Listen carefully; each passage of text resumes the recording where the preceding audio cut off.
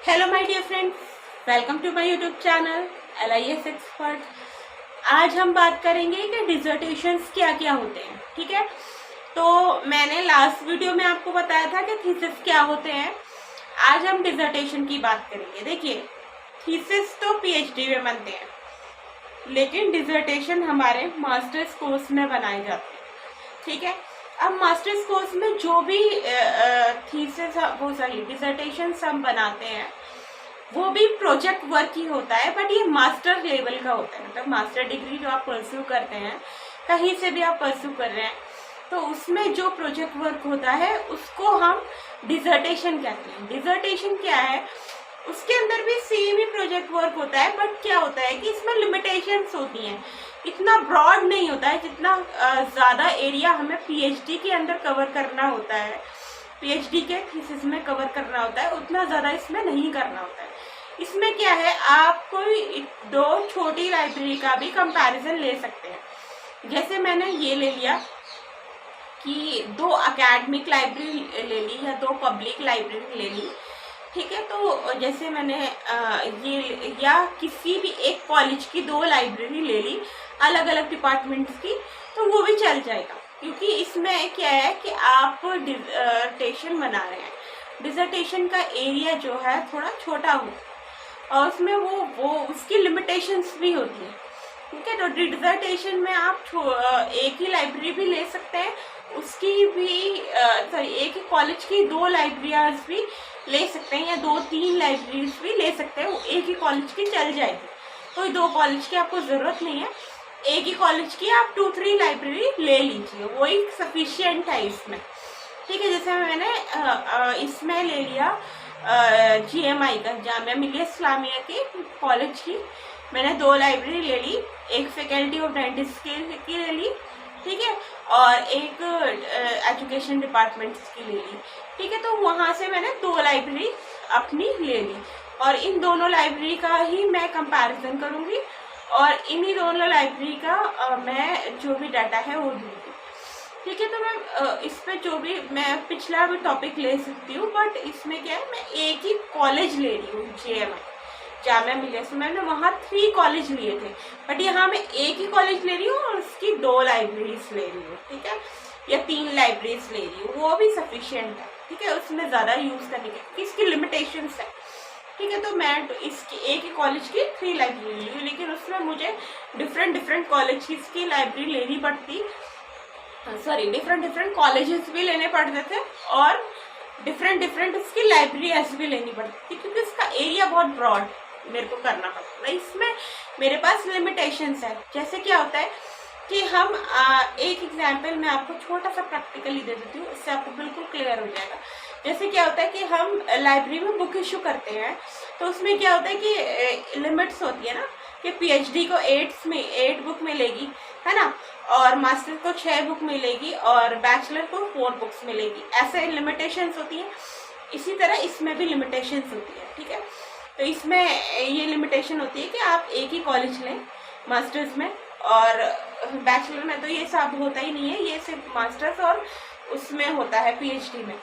तो आप डिसर्टेशन जब भी बना रहे हैं तो आप एक ही लाइब्रेरी ले लीजिए, और उसमें क्या है, उसके एक ही कॉलेज से रिलेटेड 2-3 लाइब्रेरी ले लीजिए, तो वो आपके लिए सफिशिएंट है, उसके अलावा ज़रूरत नहीं है। जैसे मैंने आपको 2 एग्जाम्पल दी, इसमें चाहे तो आप लॉ की भी ले सकते हैं लाइब्रेरी। ठीक है, या एजुकेशन की मैंने एक फैकल्टी ऑफ डेंटिस्ट्री की ले ली लाइब्रेरी, और एजुकेशन डिपार्टमेंट की ले ली, और लॉ की ले ली, लॉ डिपार्टमेंट ऑफ लॉ की ले ली। ठीक है, तो मैंने 3 लाइब्रेरी ले ली, तो तीनों से मेरा काम चल जाएगा। बाकी इन तीनों की तो होती ही होती है अलग अलग लाइब्रेरी, तो ये 3 लाइब्रेरी मैंने ले ली, तो इन तीनों से मेरा काम हो जाएगा। तो ये 3 लाइब्रेरी मैंने ली, इसमें ये वर्क कर रही है। ठीक है, अब जब ये काम कर, तो मैंने इन तीनों लाइब्रेरी का कंपैरिजन करना है, तो अब मैं इन्हीं तीनों लाइब्रेरी को लूँगी। Impact of available online databases on user satisfaction in JMI, and this library, Faculty of Dentistry Library and Education Department Library और Law Library, 3 मैंने ले ली। ठीक है, या एजुकेशन लाइब्रेरी कह दूँ या स्पेशल लाइब्रेरी होगी ना, तीनों स्पेशल लाइब्रेरी होगी।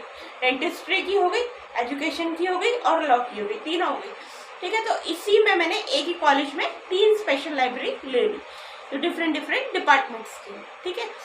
अब ये 3 लाइब्रेरी मैंने ले ली। अब मैं इनके अंदर स्टडी करूँगी कि इनके अंदर क्या क्या है, इसके अंदर यूजर्स की सेटिस्फैक्शन ऑनलाइन डाटाबेस से क्या है, स्टाफ कितना एफिशिएंट है, किस तरह से वो सर्विस प्रोवाइड कर रहा है, किस तरह से रीडर से गैदर कर रहा है, क्या वो उसको सर्विस से उसको बेनिफिट्स हो रहे हैं, क्या बेनिफिट्स वो बेनिफिट्स जो भी हो रहा है उनसे वो सेटिस्फाई है कि नहीं, और भी बहुत सारी चीज़ें, स्टाफ इतना एफिशिएंट है कि नहीं, अच्छे से सर्विस प्रोवाइड कर रहा है कि नहीं, और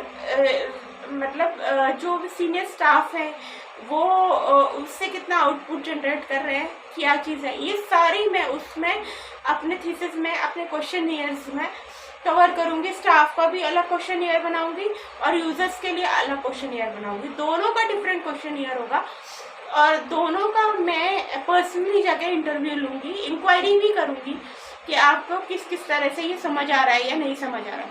तो इस तरह से करके मैं फिर क्या है अपना फिर उसके बाद अपनी डिसर्टेशन पूरा लिखूंगी। और इसमें भी प्लेगरिज्म वाला वर्क सेम होता है, उसमें कोई प्रॉब्लम नहीं होती है, चाहे वो आपका थीसिस हो चाहे डिसर्टेशन हो, लेकिन प्लेगरिज्म दोनों में हो सकते हैं, डुप्लीकेसी ऑफ कंटेंट दोनों में हो सकती है। तो इसीलिए ये प्राइमरी डाटा उसमें भी कलेक्ट किया जाता था और यहाँ भी हम प्राइमरी डाटा को ही कलेक्ट करेंगे और कंटेंट को यही कोशिश करेंगे कि ओरिजिनल रहे, उसमें डुप्लीकेसी ऑफ कंटेंट ना हो। उसको हम इस तरह से अपनी लैंग्वेज में इंटरप्रेट करें कि वो जो है एक ओरिजिनल इंफॉर्मेशन दे, उसमें कोई डुप्लीकेसी ऑफ कंटेंट ना हो, ठीक है। ये सारी चीज़ें हैं। तो और जितना आप उसको अच्छे से ओरिजिनली रिप्रेजेंट करेंगे तो उसमें क्या है, ओरिजिनली रिप्रेजेंट करने से वो उतना ही प्लेगरिज्म शो करेगा, 20% या 25%, कोई भी प्रॉब्लम नहीं आएगी और जो है आपकी डिसर्टेशन भी ओके हो जाएगी मास्टर्स में। और जैसे उसमें वाइवा होता था इसमें भी वाइवा होगा आपका, तो आपको 2-in-1 बेनिफिट इसमें भी मिलेगा अगर आप प्राइमरी डाटा कलेक्ट करके लाते हैं और उसको ही इंटरप्रेट करते हैं। तो इंटरव्यू में भी आप उसको अच्छे से रिप्रेजेंट करके बता सकते हैं कि मैंने देखिए ऐसे ऐसे वर्क किया है और इस तरह से मैं इसको गैदर करके लाया हूँ, ये प्रॉब्लम्स थी, ये कंक्लूजन्स है, और इस तरह से हम और इम्प्रूवमेंट्स ला सकते हैं। तो आप ये सारी चीज़ क्या है अपने वाइवा में भी रिप्रेजेंट कर सकते हैं और इससे आपको अच्छे मार्क्स मिलेंगे। और अगर आपका डिसर्टेशन भी अच्छा होगा तो डेफिनेटली आपको उसमें भी अच्छे मार्क्स मिलेंगे और वो भी एक जो है अच्छा रिकॉर्ड में आ जाएगा कि आपने एक अच्छा काम किया है, ओरिजिनल डाटा को आप लेकर आए हैं प्राइमरी डाटा, तो वो बहुत इम्पोर्टेंट होता है। Thank you so much friends. तो अब मैं एक 1 लाइन में सम अप करूँगी इसको कि डिसर्टेशन क्या होता है।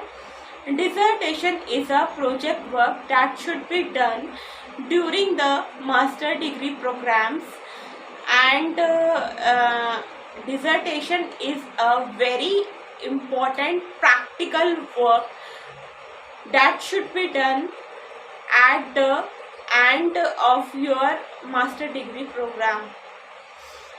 Thank you so much friends.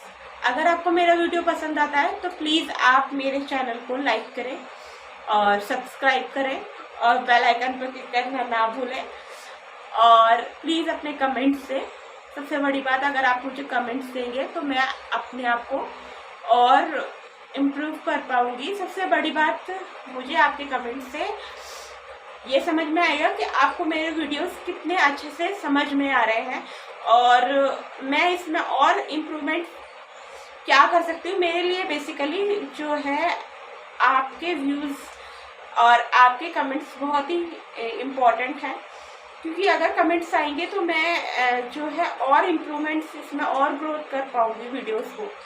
जो भी और चीज़ें हैं मैं उसको और अच्छे से इंटरप्रेट करने की कोशिश करूँगी। तो प्लीज़ फ्रेंड्स, प्लीज़ मुझे अपने कमेंट से it's a humble request to you. Thank you so much friends.